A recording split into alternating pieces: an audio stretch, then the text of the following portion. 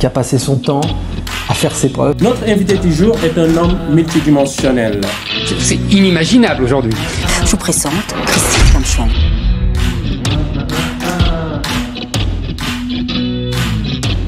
Alors bonjour, j'espère que vous allez bien. Les amis de la raison, on est de nouveau présents pour un nouveau moment CK. Et on m'a envoyé en fait on m'a envoyé un message, donc c'est des jeunes. Et la question qu'ils m'ont demandé, c'est qu'est-ce que je pourrais dire aux chrétiens jeunes. Donc quel message j'aurais pour la jeunesse. Donc on parle de génération Y, Z. Vous êtes dans la merde. Non, je plaisante, on va couper ça au montage. Mais non, c'est pas facile pour vous. C'est pas facile pour vous. C'est vrai que moi-même, faisant partie d'une génération Y, mais vraiment early stage, c'est-à-dire je suis né au début des années 80, j'ai vu passer toute une série de transformations, d'évolutions, hein, entre guillemets. Et là, on passe, après les années 2000, à une sorte de décadence des sociétés occidentales. Hein. C'est vrai que ça n'a pas trop de sens, société occidentale aujourd'hui, mais par société occidentale, en fait, on entend bien sûr pays, entre guillemets, développés. Ça non plus, ça n'a pas trop de sens. Je vous invite, hein, c'est des choses que j'ai déjà étudiées, par exemple, dans le manifeste de la raison objective. Voilà. Hein.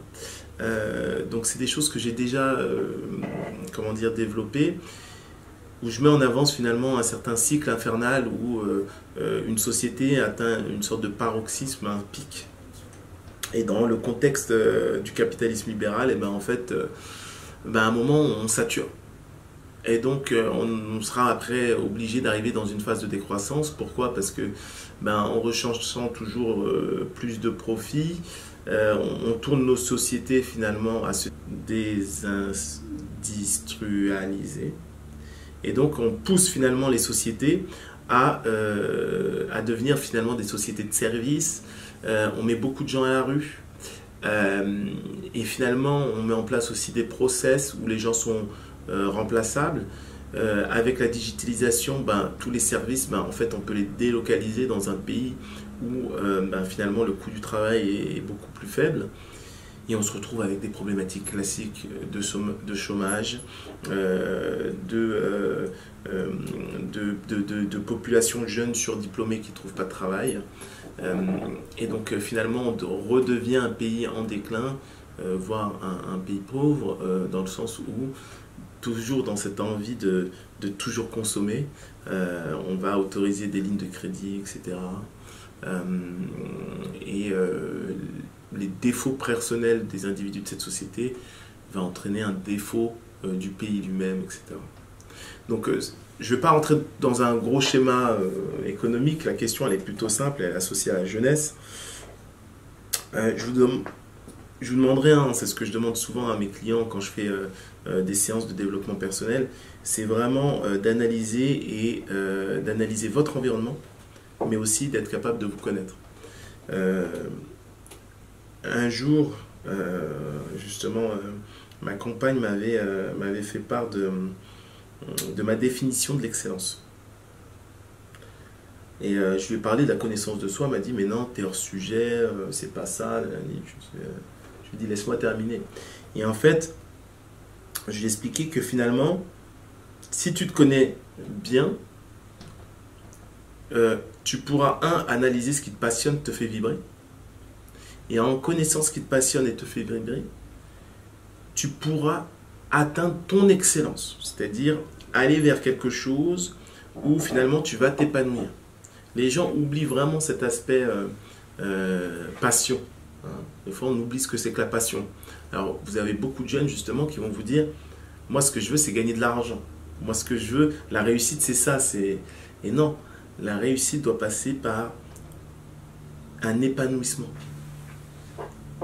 Donc, ça peut être spirituel, et ça peut être aussi au niveau, finalement, de vos actions individuelles. Hein. Donc ça, c'est une chose.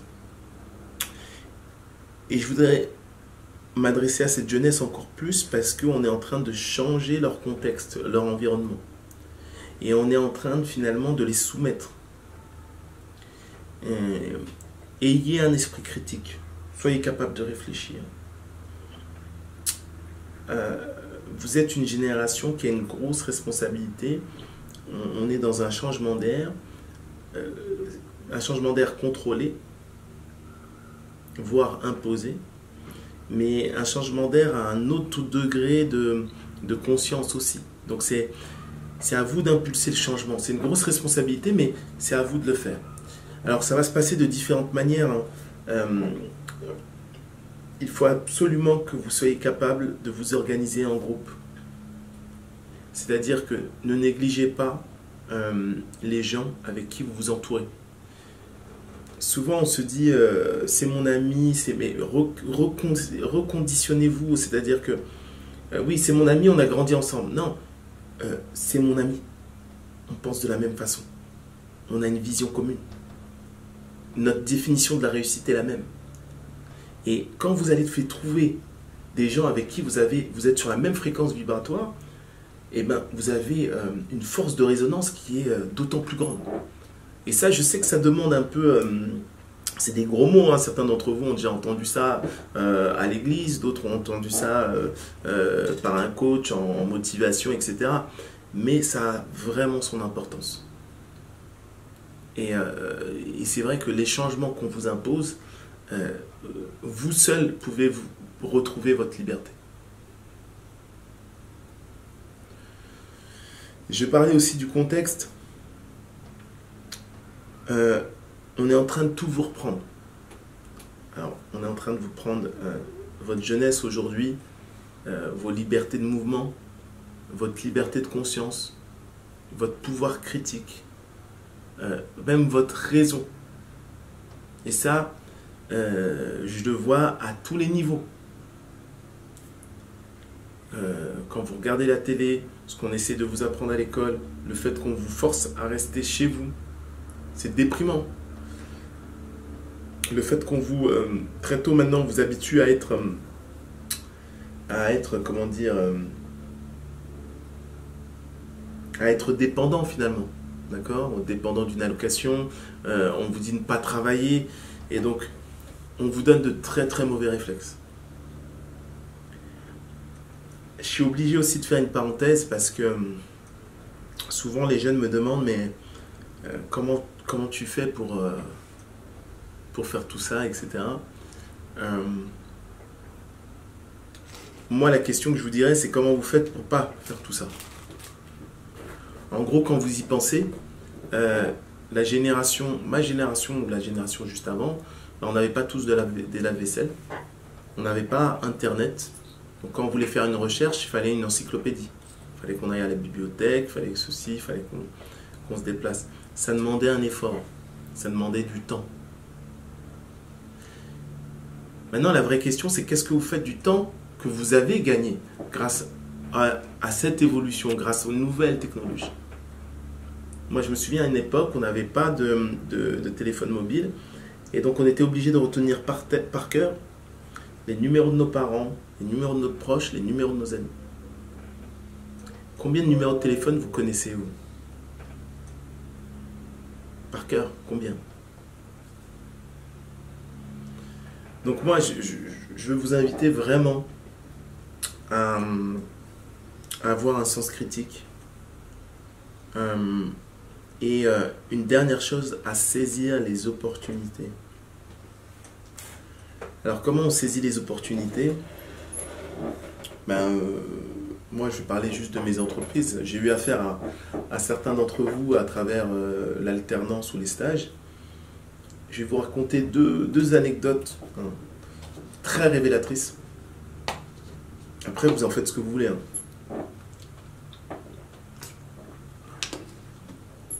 Mais je me souviens, l'une de mes premières stagiaires, en fait, je me souviens, elle recherchait un stage, et la première chose que j'ai remarqué, elle voulait avoir un stage, mais pour valider son diplôme. C'est-à-dire que ça, pour moi, c'est des gens qui sont très short-termistes. C'est-à-dire qu'ils n'ont même pas conscience des opportunités qui se présentent à eux. En gros, elle, l'idée, son objectif premier, c'était valider son diplôme. Je discute avec elle pendant l'entretien, et pendant la discussion, elle me dit, oui, les startups, je connais, mon frère, il est entrepreneur, etc., etc. Et je me dis, mais si son père est entrepreneur, normalement, elle devrait au moins avoir un stage. Maintenant, la question que je me suis posée, si son père ne l'apprend pas, pourquoi moi je l'apprendrais? Parce que, et pourquoi je vous dis ça, c'est parce qu'elle était supposément désespérée. Donc moi je lui ai dit, parce que je ne voyais pas des qualités associées à mon activité, c'est-à-dire, bon, quand vous êtes une start-up, vous cherchez un certain profil de candidat, elle ne rentrait pas du tout dans le monde. Et donc je lui ai dit, écoute, si tu trouves vraiment rien, tu me rappelles. Donc là, le message que je lui faisais passer, c'est que je suis prêt à t'aider. Mais tu ne m'intéresses pas en fait. C'est ça le message que je lui faisais passer. Elle m'a rappelé. J'étais prêt à l'aider, mais elle n'était pas prête à recevoir mon aide. C'est-à-dire que ils étaient deux, elle ne travaillait pas. Ça se voyait qu'elle était décalée. Elle n'était pas active, pas dynamique. Hein. Vous aimez ce terme dynamique sur vos CV, mais il faut l'assumer après. Et puis, oui, lors d'une mission, j'ai vu qu'elle n'avait pas du tout... c'est même pas qu'elle n'avait pas assimilé la consigne, c'est qu'elle s'estimait trop pour faire ce type de travail. Ce que je peux comprendre à la base, mais ce n'était pas notre contrat en fait. Et donc, j'ai dû la laisser partir au bout de 2 mois de stage, quoi. 2 mois de stage. Et donc ça, c'est mon premier face-à-face avec cette génération. Un deuxième assez marrant, une deuxième anecdote assez marrante. Hein. Et c'est là où je me dis le système éducatif français a de grosses défaillances. 2 jeunes qui avaient travaillé sur une de mes startups en licence. Donc elles avaient fait un gros projet sur l'une de mes startups. Elles avaient tellement réussi ce projet, je m'étais dit, bon, en cadeau, je vais au moins leur proposer de venir en stage. Et en fait, il y en avait une qui était voilée, l'autre qui ne l'était pas du tout. Et pourquoi je vous dis ça? Parce que j'ai conscience de mon environnement et je sais que la fille voilée, aussi talentueuse qu'elle pouvait être, je savais qu'elle aurait des problèmes à trouver un stage. Et moi, je leur ai proposé et je voyais qu'elle voulait vraiment travailler à 2. À chaque fois, j'envoie un email à l'une, c'est les 2 qui répondent, quoi. Et donc, à un moment, j'ai vu qu'elles ont mis du temps à signer leur convention et elles m'ont demandé un entretien. Donc, j'y vais. Et ça parlait, donc ça voulait négocier justement la compensation salariale.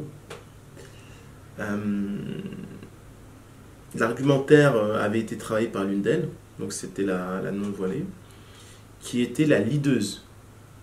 Elle, la non-voilée, si je puis dire, elle, clairement, elle avait décidé d'arrêter l'école et elle voulait du cash.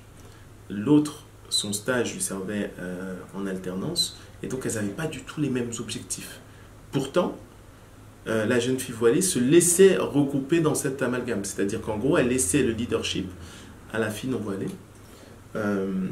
qui était là vraiment à négocier vraiment dur.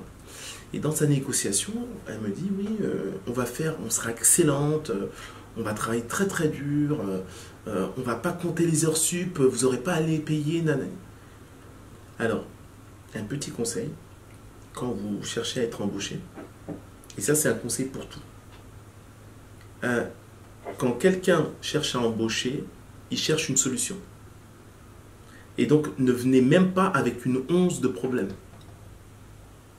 Et typiquement, quand elle me parle d'heures sup, quand elle me parle, vous n'aurez pas à les payer, c'est une communication négative dans le sens où elle me fait comprendre, je connais mes droits, je sais que je vais sûrement travailler dur et je vous fais grâce des heures sup. Donc elle me présente un problème avec les heures sup et elle me dit qu'en fait elle aura la gentillesse de ne pas se faire payer ses heures sup. Rien que me présenter un problème alors que moi je cherche une solution, elle était déjà HS, hors jeu. HS, hors jeu, non, hors jeu c'est HJ. Mais elle était déjà éliminée en fait. Et là où j'étais désolé, c'était que la jeune fille voilée, en fait, elle voulait en fait ce stage. Elle n'était même pas demandeuse d'argent. Mais elle s'est laissée engrainer. Et donc le vrai message que je voudrais vous faire passer à travers cette anecdote, cette deuxième anecdote, c'est qu'en France, on ne vous apprend pas à l'école à vous battre. On vous apprend à combattre l'autorité, mais pas à vous battre dans la vie. Et ça, c'est très grave. Et c'est avec une mentalité comme ça que vous n'irez nulle part. Nulle part. C'est-à-dire que vous allez toujours être quelqu'un de très moyen. Parce que vous n'avez même pas cette faculté, cette empathie, où vous dire, je veux le succès, donc si je veux le succès, quelqu'un qui est en train de réussir, ou quelqu'un qui a déjà le succès, je dois être capable de me mettre dans sa peau en fait. Je dois être capable de me dire, demain c'est moi. Aucune de ces deux filles, à un moment, s'est dit, ah, peut-être que demain c'est moi qui vais embaucher. Et qu'est-ce que je ferais si deux jeunes filles, qui n'ont rien prouvé professionnellement, demandent à être payées comme un professionnel, vous parlent d'heures sup alors qu'elles sont même pas encore, elles n'ont pas mis un pied dans la boîte. C'est quoi le reste? C'est quoi? C'est devenir syndiqué, créer un syndicat même avant même d'entrer dans la boîte. Enfin, c'est quoi le problème en fait? Donc faites très attention. Et il y a deux choses que je dis à mes étudiants. La première, en Angleterre, vous avez des stagiaires, il reste 2-3 jours avec une pancarte. Je recherche un stage. Vous imaginez rester 3 jours habillé costard-cravate avec une pancarte, je recherche un stage. En France, vous ne voyez jamais ça. On n'est pas prêt au combat en fait. Vous voulez les avantages du capitalisme libéral sans être prêt au combat. Vous avez déjà perdu en fait. Et c'est même pas lié à vouloir les avantages du capitalisme libéral, il est déjà là. Vous le subissez en fait. Et ce qu'on vous apprend à l'école, c'est finalement à rentrer dans le moule, c'est-à-dire finalement à combattre votre propre succès en fait. Et quand je dis ça aux étudiants d'école de commerce, ils me disent « Mais monsieur, vous vous rendez compte, je ne peux pas accepter un stage gratuit, ça dévalorise mon diplôme. » Et moi je lui dis « Mais de quel diplôme tu me parles ?» Il me dit « Oui, mais un diplôme de cette école de commerce. » Je lui dis « Mais ce diplôme, il t'a coûté 30 000 l'année. Quelqu'un qui est à la fac, son diplôme lui a coûté 0, peut-être 200 euros. Donc finalement, tu es à plus de moins 29 000 euros par rapport à quelqu'un qui est à la fac. Ce que tu as fait, ça s'appelle un investissement. Pourquoi est-ce que tu n'es pas capable de considérer que le stage que tu passes auprès de quelqu'un de successful ou auprès de quelqu'un qui finalement va te montrer une façon de travailler, va te montrer comment lui, il a réussi, comment tu n'es pas capable de voir la richesse qu'il va t'apporter. Parce que tu es déjà obnubilé par l'apport financier. Vous avez déjà perdu. Donc apprenez à relativiser et l'enrichissement ne passe pas forcément par l'argent. C'est une erreur que vous commettez tous.